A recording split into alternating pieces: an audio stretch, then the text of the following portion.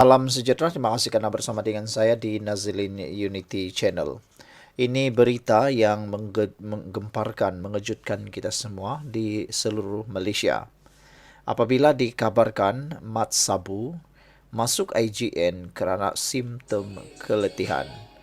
Yang menjadi tanda tanya kita ialah sejauh mana selamat ataupun kesihatan Mat Sabu selepas dimasukkan ke IGN ini. Menteri Pertanian dan Keterjaminan Makanan Datuk Seri Muhammad Sabu kini sedang menjalani dan menerima rawatan rutin di Institut Jantung Negara IGN Kuala Lumpur. Dalam satu siaran media oleh pejabat KPKM, pasukan perubatan menasihatkan beliau untuk berehat disebabkan terdapat simptom keletihan. Keadaan beliau adalah stabil menurut laporan ini. Buat masa ini, YB Datuk Seri Menteri tidak dapat menerima tetamu bagi membolehkan beliau mendapat rehat yang secukupnya, maklum kenyataan itu. Pejabat menteri merakamkan setinggi-tinggi penghargaan atas doa dan keprihatinan semua pihak terhadap kesihatan YB Menteri. Saudara-saudara sekalian, semoga Mat Sabu cepat sembuh dan dapat meneruskan pekerjaan beliau dengan baik. Salam sejahtera, terima kasih kerana bersama dengan saya di Nazilin Unity Channel.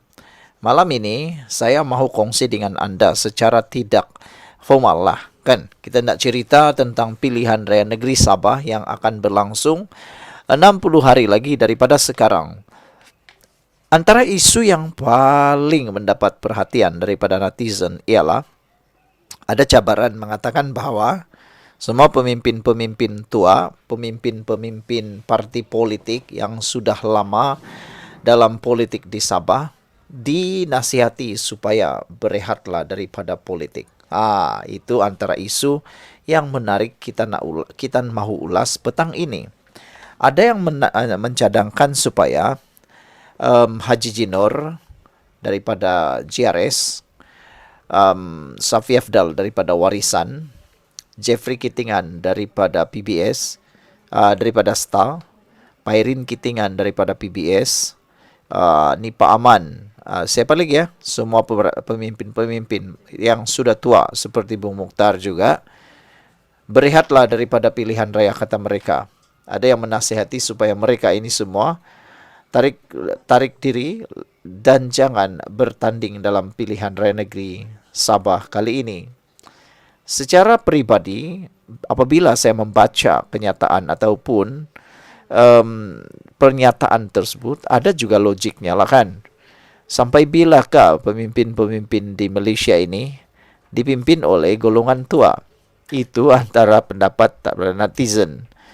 Kata mereka yang peliknya, apabila ada pemimpin muda baru berusia lebih kurang dalam 30 hingga 40-an, seakan-akan mereka tidak dapat perhatian langsung kerana sentimen yang tua lebih baik. Padahal kalau dilihat dari segi productivity, daripada keaktifan, daripada aktifnya mereka bekerja, mungkin jauh berbeza dengan orang-orang yang masih muda. Ada juga yang menimbulkan persoalan, kenapa kebanyakan ahli politik masuk jadi ahli politikan sudah bersara atau hampir bersara. Banyak yang kata, lihat saja calon-calon yang bertanding. Ada yang sudah hampir 1 hingga 2 tahun lagi bersara, baru terjun dalam dunia politik. Akhirnya, dapatlah pemimpin-pemimpin tua, kata netizen. Bagaimana pendapat anda semua? Sebelum itu, izinkan dulu saya berkongsi kepada anda semua. Ini ialah terapi imun Transfector for Life. Terapi imun yang meningkatkan daya imun badan kita sehingga 400%. Secara umum dan ringkasnya, apabila imun badan kita lemah, bodoh dan tidak seimbang, kita kena penyakit dan penyakit bersarang di dalam tubuh badan kita karena imun badan tidak dapat menghapuskannya. Tetapi terapi imun ini mengajar, mendidik, menguatkan imun badan kita serta menyeimbangkannya. Apabila imun badan kita sudah jadi kuat, bijaksana dan seimbang, imun badan kita yang akan menghapuskan semua jenis penyakit yang ada dalam tubuh badan kita. Cepat dapatkan produk hebat ini melalui nombor telefon yang tertera. Produk ini lulus KKM halal dan diperakui oleh doktor-doktor di seluruh dunia. Saudara-saudara sekalian, apabila melihat kepada gesaan supaya pemimpin-pemimpin tua cepat-cepat bersara, berehat daripada politik dan jangan lagi bertanding dalam pilihan raya negeri, adalah pelbagai reaksi daripada netizen lah. Ada yang setuju, ada juga yang tidak setuju. Ada juga yang kata bagi-bagilah. Yang tua tetap memimpin, yang muda pula terus dipimpin. Jadi, secara realitinya, memang kita perlukan pemimpin-pemimpin muda. Jadi, setujukah jika semua ahli politik yang tua memberi laluan kepada orang yang muda dalam pilihan raya negeri Sabah? Salam sejahtera, terima kasih karena bersama dengan saya di Nazilin Unity Channel. Baru saja dibubarkan Dewan Undangan Negeri Sabah. Ada orang sudah yang bertanya, ada orang sudah yang message dalam komen, bertanyakan siapa yang akan menang dalam pilihan raya akan datang ini. Siapa yang akan menang dalam pilihan raya negeri Sabah? Saya tidak beranilah mengatakan secara 100%. Sebab semuanya itu berpaksikan kepada naratif dan juga persepsi serta siapa yang dipilih oleh rakyat. Tetapi sekarang ini ada 3 gabungan sebenarnya yang sedang berhempas pulas untuk memenangi Sabah. Pertama, gabungan Pakatan Harapan Barisan Nasional JRS. Kedua, Warisan. Dan yang ketiga, parti-parti lokal yang lain yang juga mahukan kemenangan.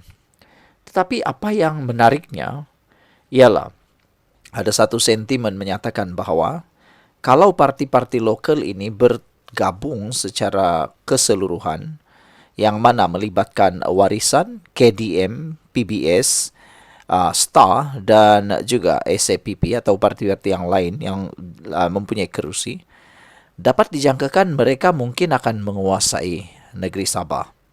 Ada juga yang mengatakan bahwa parti daripada Semenanjung Malaysia mungkin akan kurang mendapat sambutan kali ini. Tetapi pada pendapat saya, seperti UMNO, seperti Pakatan Harapan, mereka masih lagi mempunyai kekuatan, masih lagi mempunyai sentimen atau masih lagi mempunyai kawasan yang mereka boleh menang. Antaranya kawasan-kawasan di bandar yang mungkin boleh dimenangi oleh DAP dan Pakatan Harapan. Tetapi untuk kerusi-kerusi yang ada di pedalaman masih menjadi rebutan dan belum tahu siapa yang akan menang. Itu sebabnya saya kata mungkin Warisan, mungkin JRS atau mungkin Pakatan Harapan. Tapi sebelum itu, izinkan dulu saya berkongsi dengan Anda semua. Ini ialah terapi imun Transfactor for Life, terapi imun yang meningkatkan daya imun badan kita sehingga 400%. Secara umum dan ringkasnya, apabila imun badan kita kuat, apabila imun badan kita bijaksana dan seimbang, kita sembuh daripada semua jenis penyakit. Tetapi apabila imun badan kita tidak kuat, tidak seimbang dan tidak bijaksana, kita kena penyakit dan penyakit berakar di dalam tubuh badan kita. Terapi imun ini mengajar, mendidik dan menguatkan imun badan kita. Apabila imun badan kita sudah jadi kuat dan bijaksana, kita sembuh daripada semua jenis penyakit. Cepat dapatkan produk hebat ini melalui nombor telefon sang tertera. Produk ini lulus KKM, halal dan diperakui oleh dokter-dokter di seluruh dunia.